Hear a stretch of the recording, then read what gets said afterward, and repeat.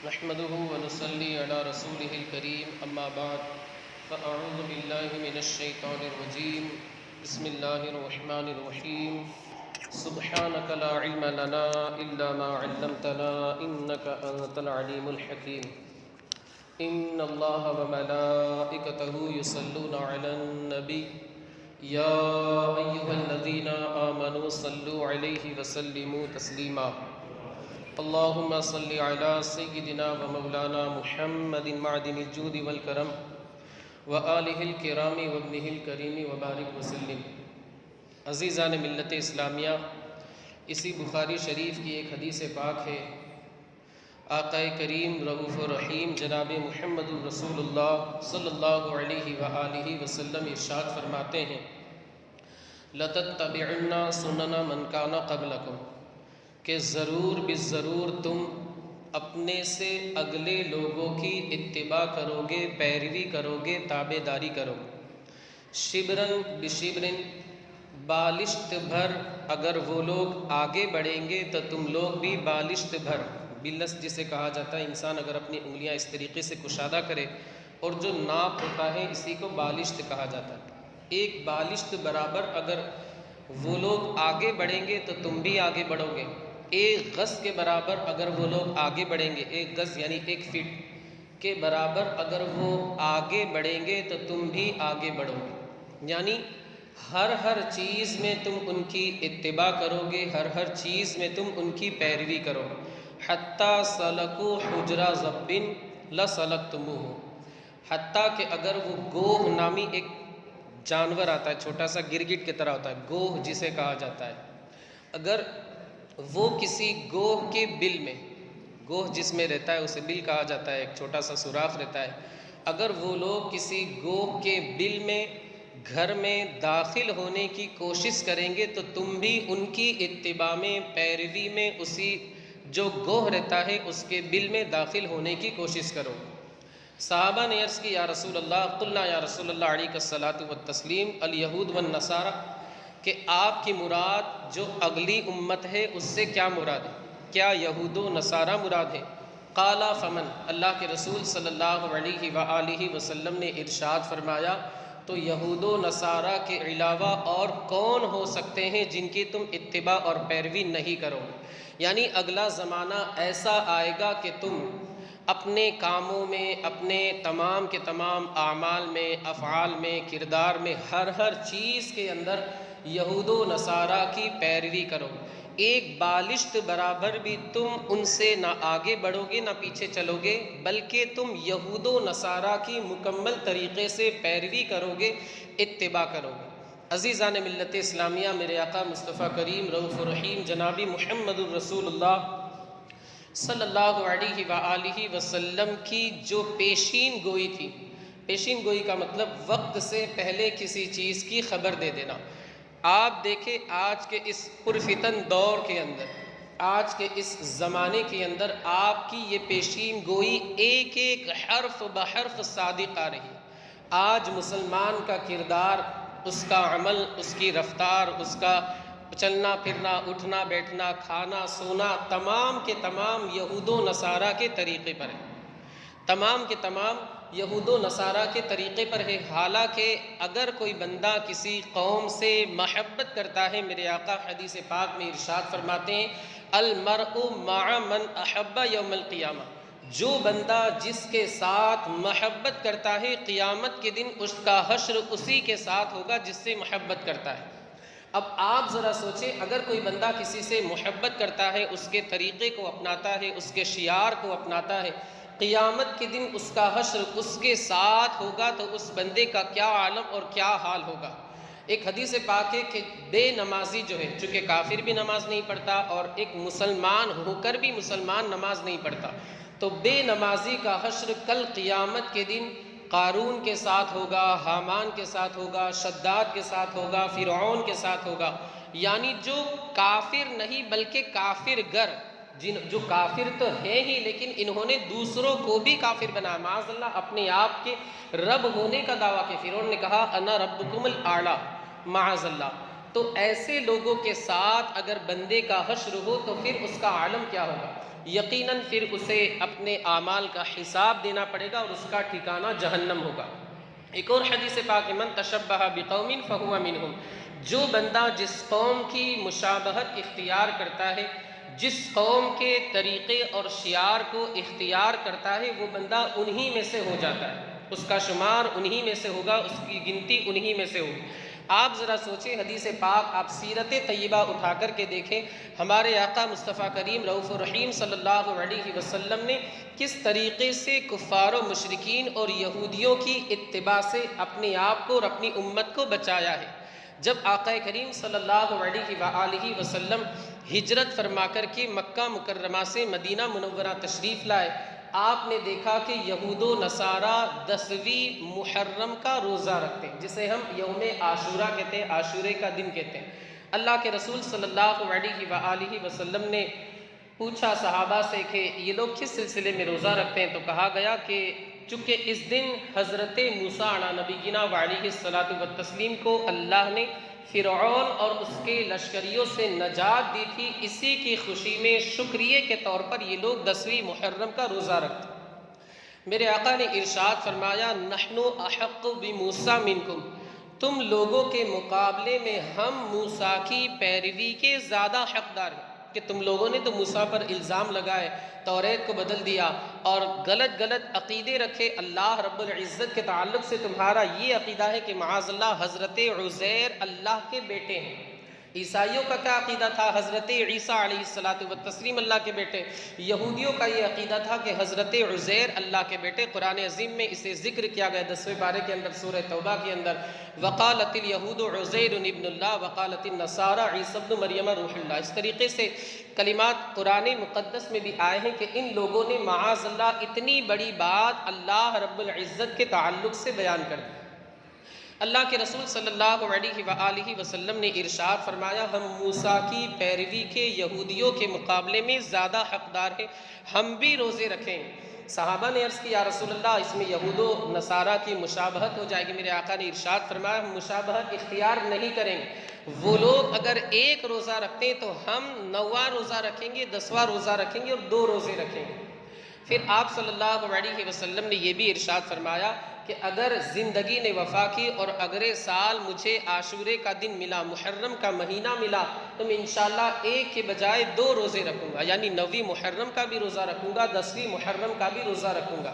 لیکن اللہ کے رسول صلی اللہ علیہ وآلہ وسلم اسی سال، یعنی جس وقت محرم کے مہینے میں آپ نے ارشاد فرمایا، اسی سال 12ویں شریف کو اس دنیا سے ظاہری طور پر تشریف لے گئے۔ انبیاء کو بھی اجل آنی ہے مگر ایسی کہ فقط آنی ہے۔ پھر اسی آن ان کی حیات مثل سابق وہی جسمانی ہے۔ آپ صلی اللہ علیہ وآلہ وسلم کے اس عمل اور اس فرمان سے ہمیں یہ پتہ چلتا ہے کہ یہود و نصارہ کی ہمیں ذرہ برابر بھی پیروی نہیں کرنی، ذرہ برابر بھی اتباع نہیں کرنی ہے، مشابہت نہیں کرنی ہے۔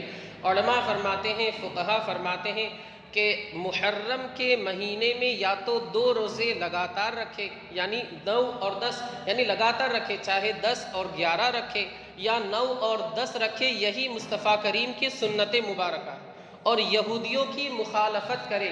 اسی طرح میرے آقا مصطفیٰ کریم نے ارشاد فرمایا کہ داڑھیوں کو بڑھاؤ، اعفوا اللحى واشربوا الشاء، یعنی داڑیاں بڑھاؤ اور اپنی مونچھوں کو کترو، جزجز شواربہ، اپنی مونچھوں کو کترو یعنی پست رکھو، اور یہودیوں اور مجوسیوں کی تم مخالفت کرو، وخالف الیہود والنصارى وخالف المجوس والنصارى، کہ یہودیوں کی اور نصرانیوں کی، مجوسیوں کی مخالفت کرو۔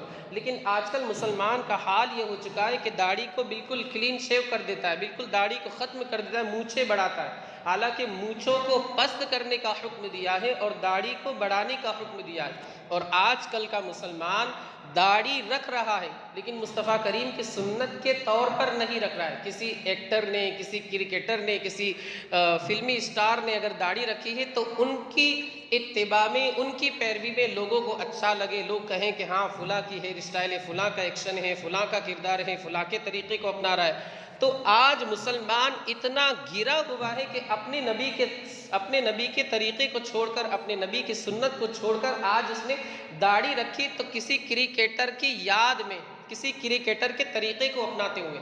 یاد رکھے اگر یہی روش رہی، یہی طریقہ رہا تو پھر اللہ کا عذاب آنے میں بھی دیر نہیں ہوتی۔ آپ کو میں بتاؤں جو ماضی میں کیا ہوا، مسلمان کس طریقے سے تباہی کے دہانے پر پہنچے، ہلاکت کی بربادی کے دہانے پر کس طریقے سے پہنچے۔ عہد رسالت میں جب ان لوگوں نے دیکھا، بعد میں بھی تقریباً 150 200 300 سال تک یہود و نصارہ نے دیکھا کہ مسلمان جو ہے جنگ میں ہم ان سے نہیں جیت سکتے، بہت ساری جنگیں ہوئی لیکن یہ کم ہونے کے باوجود بھی غالب آ جاتے۔ کم من فیۃ قلیلۃ غلبت فیۃ کثیرۃ باذن اللہ، قرآن عظیم میں بھی فرمایا گیا۔ تو ہم جنگ وغیرہ میں، میدان جنگ میں ان سے نہیں جیت سکتے، ہم ان کے ذہن کے اوپر قبضہ کرنے کی کوشش کرتے ہیں۔ ان لوگوں نے خود میٹھے بن کر کے کام کرنا شروع کیا اور مستشرقین کی ایک جماعت وجود میں آئی، جسے اورینٹلسٹ ایسا کچھ کہا جاتا ہے انگریزی کے اندر۔ وہ لوگ سیرت پر کام کرتے ہیں اور مسلمانوں کے اسلامی عقائد کے اوپر کام کرتے ہیں اور بہت کام کرتے ہیں۔ مسلمانوں سے زیادہ وہ لوگ کام کرتے ہیں دین کا، اسلام کا، لیکن وہ لوگ کیا کرتے ہیں، اس میں طرح طرح کے اعتراضات حضور اکرم صلی اللہ علیہ وآلہ وسلم کی سیرت کو بگاڑ کر کے پیش کرتے۔ اس طریقے سے ان لوگوں نے بہت سارے لوگوں کے ذہن کو خراب کر دیا۔ انہی لوگوں کی کوششوں سے بہت سارے فرقے وجود میں آ گئے اور انہی لوگوں کی کوششوں کی وجہ سے بہت سارے لوگ بک گئے۔ یہ یہود و نصارہ کی کارستانی ہے، انہی کی کارکردگی ہے، ان کا ٹارگٹ ہی یہ ہے کہ ہم مسلمانوں کو میدان جنگ میں، جنگ کے میدان میں شکست نہیں دے سکتے، نہیں ہرا سکتے، ہم ان پر فتح نہیں پا سکتے، اسی کے ذریعے ہم ان کو تباہ و برباد کر سکتے۔ اور ایک طریقہ انہوں نے یہ اپنایا، آپ نے سنا بھی ہوگا کہ جب اسپین، یورپ کے اندر ایک ملک ہے، کافی خوبصورت اور بڑا ملک ہے، وہاں پر ایک جامع مسجد بھی ہے۔ آج ان لوگوں نے جامع مسجد کو باقی رکھا ہے میوزیم کے طریقے پر، ورنہ آج ایک وقت کی بھی وہاں پر نماز نہیں ہوتی۔ جب مسلمانوں کو وہاں سے نکالا گیا، مسلمانوں کو ہرایا گیا، تو وہاں کی جو حکومت تھی، گورنمنٹ، اس نے یہ سوچا کہ ہم اسے بھی مسلمانوں کی نشانی اسے ختم کر دیتے ہیں۔ لیکن وہاں کی جو پبلک تھی اس نے کہا کہ آپ اسے یادگار کے طریقے پر، میوزیم کے طریقے پر آپ رکھیں تاکہ باہر سے لوگ آئے، اس کی زیارت کریں اور آپ کی کمائی میں اضافہ ہوگا۔ تو حکومت نے وہاں کی پبلک کی ریکویسٹ کو قبول کیا اور آج وہ مسجد برقرار ہے اور وہ مسجد آج بھی رو رو کر مسلمانوں کی بے بسی کو بیان کر رہی ہے۔ ڈاکٹر اقبال وہاں پر گئے بھی ہے اور باقاعدہ ڈاکٹر اقبال کا ایک کلام بھی ہے کہ مسجد تو ہے مسلمانوں کی لیکن مسلمانوں کا قبضہ نہیں ہے، اور ایک وقت کی بھی وہاں پر نماز نہیں ہوتی۔ اسپین کے اندر غالباً قرطبہ نامی ایک ریاست، ایک اسٹیٹ ہے، اس کے اندر یہ مسجد ہے، وہاں کی راجدھانی تھی۔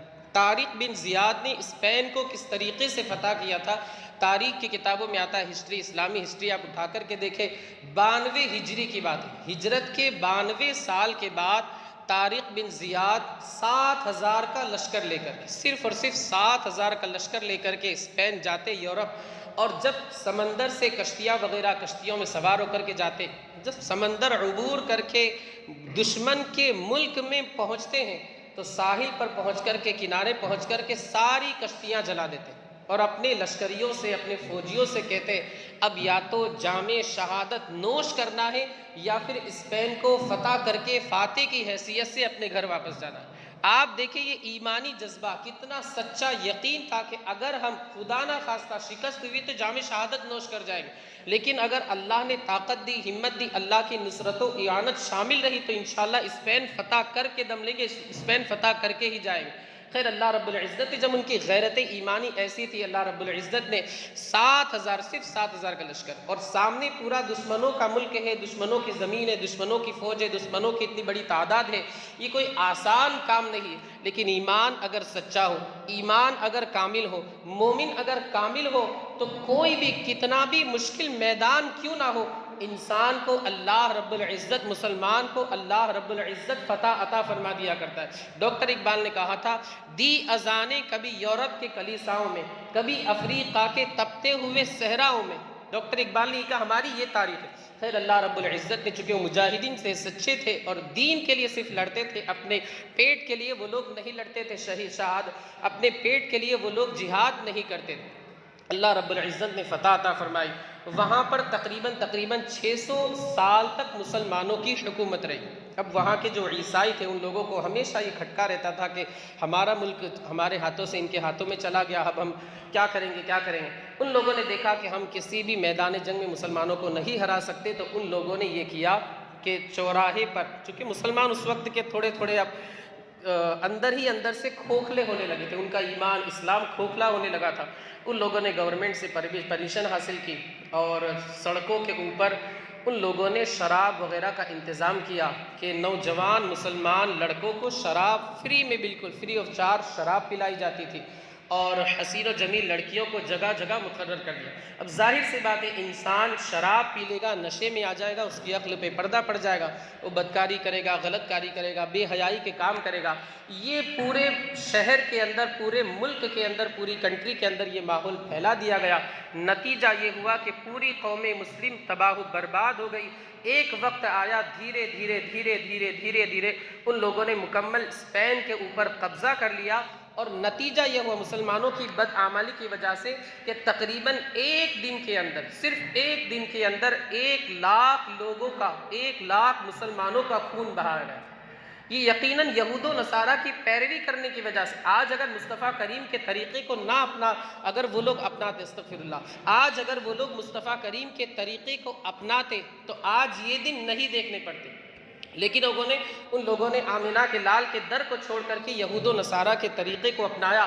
آج ان لوگوں کو یہ دن دیکھنے پڑے۔ قرآن عظیم کے اندر اللہ رب العزت نے صاف لفظوں میں ارشاد فرمایا کہ تم یہود و نصارہ کے لیے کچھ بھی کر لو، وہ تم سے راضی نہیں ہوں گے۔ پہلے پارے میں سورہ بقرہ کی 14ویں رکوع کے آس پاس اللہ رب العزت نے ارشاد فرمایا وَلَن تَرْضَىٰ عَنْكَ الْيَهُودُ وَلَا النَّصَارَىٰ حَتَّىٰ تَتَّبِعَ مِلَّتَهُمْ، کہ یہود و نصارہ ہرگز آپ سے راضی نہیں ہوں گے یہاں تک کہ تم ان کے دین کی اتباع نہ کر لو، ان کے دین کی پیروی نہ کرو۔ اور اگر علم کے بعد، اے سننے والے، اے کوئی بھی کسے باشد کوئی بھی سننے والا ہو، مفسرین کرام فرماتے کہ یہاں پر اللہ کے رسول صلی اللہ علیہ وسلم کو خطاب نہیں بلکہ دوسرے کو خطاب ہے۔ اے سننے والے، اگر علم کے بعد، جاننے کے بعد، دانستگی کے بعد تو نے ان لوگوں کی اتباع کی، فَمَا لَكَ مِنَ اللَّهِ مِن وَلِيٍّ وَلَا نَصِيرٍ، تو اللہ کو چھوڑ کر اور کوئی تیرا مددگار اور کوئی تیرا ولی نہیں ہے، کوئی تیری مدد اللہ کے مقابلے میں نہیں کرے گا۔ یعنی اللہ کا عذاب آ کر کے رہے گا، اور پھر اللہ سے بچانے والا نہ تو کوئی تیرا مددگار ہوگا، نہ کوئی معاون ہوگا، نہ کوئی تیرا ساتھی ہوگا، نہ کوئی دوست ہوگا۔ آپ اس آیت کریمہ کو سامنے رکھیں، اس کی تفسیر میں آپ غور کریں۔ آج اسپین کے اندر کیا ہوا، اسی آیت کریمہ کی سچی تفسیر۔ انہوں نے یہود و نصارہ کے طریقے کو اپنایا، اور آج انہیں یہ دن دیکھنے پڑے کہ حکومت بھی گئی اور بہت سارے مسلمانوں کا قتل عام ہوا، ظلماً انہیں قتل کیا گیا۔ یقیناً یہ ہمارے ہی کرتوت کی وجہ سے، اور ہم نے ہی اپنے پیروں کے اوپر کلاڑی ماری، اور مسلمان کا کردار آج اتنا خراب ہو گیا ہے کہ یہود و نصارہ بھی مسلمان کے کردار کو دیکھ کر کے شرماتے کہ ہم نے تو اپنا مشن تیار کیا تھا، مگر مسلمان تو برائی میں 2 قدم اس سے اور آگے بڑھ گئے۔ ڈاکٹر اقبال نے کہا تھا وضع میں تم ہو نصارہ تو تمدن میں ہنود، یہ مسلمان ہیں جنہیں دیکھ کے شرمائے یہود۔ ایک یہودی کے اوپر کسی مسلمان کے پیسے باقی تھے، کسی مسلمان کے پیسے یہودی کے ذمہ باقی تھے، یہودی ٹال مٹول کر رہا تھا، نہیں دے رہا تھا، ٹال مٹول کر رہا تھا، نہیں دے رہا تھا۔ اب یہ جو مسلمان تھا، اس نے اس یہودی کا جو بڑا تھا اس کے پاس یہ پہنچا اور کہا کہ آپ کا جو بندہ ہے، آپ کا جو آدمی ہے، مجھے پیسے نہیں دے رہا اور کب سے ٹال مٹول کر رہا ہے، کافی لمبی رقم باقی ہے وغیرہ وغیرہ۔ تو اس یہودی نے ایک کاغذ لیا اور ایک سطر میں کچھ لکھا اور اسے لفافے میں لپیٹ کر کے دے دیا، اور کہا کہ یہ اسی یہودی کو دے دینا جس کے ذمے آپ کا قرض باقی۔ اس مسلمان نے ایمانداری، امانتداری کے ساتھ اس سے بغیر دیکھے لے آیا اور اس یہودی کو دے دیا۔ اس یہودی نے اسے کھول کر کے دیکھا، اسے پڑھنے کے فوراً بعد جتنا اس کے ذمے اس کا قرض وغیرہ باقی تھا فوراً نکال کر کے دے دیا۔ اب یہ مسلمان بڑا تعجب میں پڑ گیا کہ آخر کیا بات ہے کہ اتنے دن سے میں کہہ رہا تھا لیکن یہ بندہ نہیں مان رہا تھا، آج اس کے بڑے یہودی نے، آج اس کے گرو نے اسے پتہ نہیں کیا لکھ کر کے دیا کہ فوراً اس نے نکال کر کے میری رقم، میرا قرض مجھے واپس کر دیا۔ اس یہودی سے پوچھا کہ آخر کیا بات ہے، کیا ماجرا ہے؟ اس یہودی نے کہا کہ میرے جو گرو تھے انہوں نے صرف اتنا لکھا تھا کہ تم کب سے مسلمان بن گئے۔ اس نے کیا لکھا تھا؟ صرف ایک سطر، آدھی سطر کے اندر اتنا لکھا تھا کہ تم کب سے مسلمان بن گئے. یعنی مسلمان کا نام آج اتنا خراب ہو چکا ہے کہ پیسے کے لین دین میں لے لیتا ہے لیکن نہیں دیتا. بد کرداری میں، برائی میں، بے حیائی میں، گناہ کے کاموں میں مسلمان کی مثال پیش کی جاتی ہے. ڈاکٹر اقبال نے اسی کا نقشہ کھینچتے ہوئے کیا ہی خوب کہا تھا کہ وضع میں تم ہو نصارہ تو تمدن میں ہنود. یہ مسلمان ہیں جنہیں دیکھ کے شرمائے یہود. یہودی بھی کمینے ہیں، نصارہ بھی کمینے ہیں، غیر مسلم سب کمینے ہیں، لیکن مسلمان بد کرداری میں اور برے اخلاق کے اندر ان قوموں سے بھی آگے بڑھ گیا ہے. یقیناً اپنے نبی کے سنت کو چھوڑنے کی وجہ سے آج مسلمانوں کو یہ دن دیکھنے پڑ رہے ہیں. آج کل آپ دیکھیں کرسمس ڈے آتا ہے، لوگ اپنے بچوں کو اسکول وغیرہ میں بھیجتے ہیں اور اس دن سجا کر کے، لال کپڑے پہنا کر کے، بوڑھا اسے بنا کر کے، طرح طرح کے. میں نے اس سے پہلے جمعہ میں بھی بتایا تھا کہ یہ جو کرسمس ڈے ہوتا ہے، یہ ان لوگوں کا یہ ماننا ہے کہ اس دن حضرت عیسیٰ علیہ نبینا وعلیہ الصلاۃ والتسلیم کی پیدائش ہوئی، اور حضرت عیسیٰ کو معاذ اللہ 100 بار معاذ اللہ استغفر اللہ یہ لوگ اللہ کا بیٹا مانتے ہیں. تو ان لوگوں کا یہ کہنا ہے، یہ ماننا ہے کہ اس دن اللہ رب العزت کے یہاں بیٹے کی ولادت ہوئی، معاذ اللہ استغفر اللہ. اور حضرت مریم کو اللہ کی بیوی مانتے ہیں، استغفر اللہ. حالانکہ قرآن عظیم کے اندر صاف لفظوں میں فرمایا وما ينبغي للرحمن ان يتخذ ولدا. اللہ کی شان یہ ہے کہ اس کی کوئی اولاد نہیں. قل هو اللہ احد اللہ الصمد لم یلد ولم یولد ولم یکن له کفوا احد. اللہ رب العزت، اے محبوب آپ ارشاد فرما دے، وہ ایک ہے، بے نیاز ہے، کسی کا محتاج نہیں، کسی کو اس کی ضرورت نہیں، اور نہ کسی کی اولاد ہے، نہ اس کی کوئی اولاد ہے. اور وہ بے نیاز ہے، اسے کسی کی ضرورت ہے ہی نہیں. وہ یکتا ہے، تنہا ہے، اکیلا ہے، سارے جہان کا وہی پالن ہار ہے، سارے جہان کا وہی پروردگار ہے. ہمارے رب کی تو یہ شان ہے. لیکن ان عیسائیوں کا یہ عقیدہ ہے کہ اسی دن یعنی 25 دسمبر کو، آج شاید 25 دسمبر ہے، اسی دن معاذ اللہ حضرت عیسیٰ علیہ نبینا وعلیہ الصلاۃ والتسلیم کی پیدائش ہوئی، اللہ رب العزت کے یہاں معاذ اللہ بیٹے کی حیثیت سے. اب اگر مسلمان اپنے بچے کو ان کے تہوار میں بھیجتا ہے، خوشی مناتا ہے، اس پر راضی رہتا ہے، اور اگر اس کی تعظیم کی نیت ہے، تو فتاوی رضویہ شریف میں امام اہل سنت فرماتے ہیں کہ ایسا بندہ دائرہ اسلام سے خارج ہو جائے. اگر ان غیر مسلموں کے تہوار کی تعظیم کی نیت سے مبارکباد پیش کرتا ہے اور ان کے تہوار سے راضی رہتا ہے، تعظیم کرتا ہے، تو وہ بندہ دائرہ اسلام سے خارج ہو جائے گا. ظاہر سی بات ہے، اتنا بڑا عقیدہ اللہ کی ذات کے تعلق سے، اور بندہ اس پر راضی رہے، مبارکبادی دے، خوشیاں منائے، اس سے بڑا اور کمینہ کوئی نہیں ہو سکتا. وہ سچا مسلمان نہیں ہے. تو ہمیں چاہیے کہ ہم ان یہود و نصارہ کی پیروی سے خود بھی بچیں، اپنے بچوں کو بچائے، آنے والی نسلوں کو بچائے، اور طریقہ وہ اختیار کرے جو آمینہ کے لال کا ہے. ہمیں کرنی ہے شہنشاہ بطحا کی رضا جوئی. وہ اپنے ہو گئے تو رحمت پروردگار اپنی. مولا عز و جل ہمیں آپ کو اور ساری دنیا کے خوش عقیدہ مسلمانوں کو مصطفیٰ کریم صلی اللہ علیہ وآلہ وسلم کی سنتوں کے مطابق زندگی کے شب و روز گزارنے کی توفیق رفیق عطا فرمائے. الصلاۃ والسلام علیک یا رسول اللہ. مولا کریم آکارسہ بندہ نوازہ ہماری تمام نیک جائز مرادوں کو پورا فرما. اس درس میں ہم سے جو بھی غلطی، لغزش، خطا، خامی ہوئی ہو، اپنے حبیب کے صدقے میں اسے معاف فرما. مولا اس کی برکتوں سے ہمیں مالا مال فرما. مولا اس پر کما حق ہو ہم تمام لوگوں کو عمل پیرا ہونے کی توفیق عطا فرما. مولا حدیث پاک کی برکتوں سے ہمیں مالا مال فرما. ہمارے ان بھائیوں نے درس میں شرکت کی، مولا انہیں جزائے خیر عطا فرما. ان کی تمام جائز مرادوں کو پورا فرما، ان کی مشکلات کو آسان فرما. ان کی کمائی میں، کاروبار میں، تجارت میں، رزق حلال میں خوب سے خوب تر برکتیں عطا فرما. مولا یہود و نصارہ اور غیر مسلموں کے طریقے سے ہماری اور ہماری قوم کی حفاظت فرما. اپنے حبیب کی سنتوں پر چلتے رہنے کی توفیق عطا فرما. وصلی اللہ تعالی علی خیر خلقہ ونور عرشہ سیدنا مولانا محمد وعلی آلہ واصحابہ اجمعین برحمتک یا ارحم الراحمین.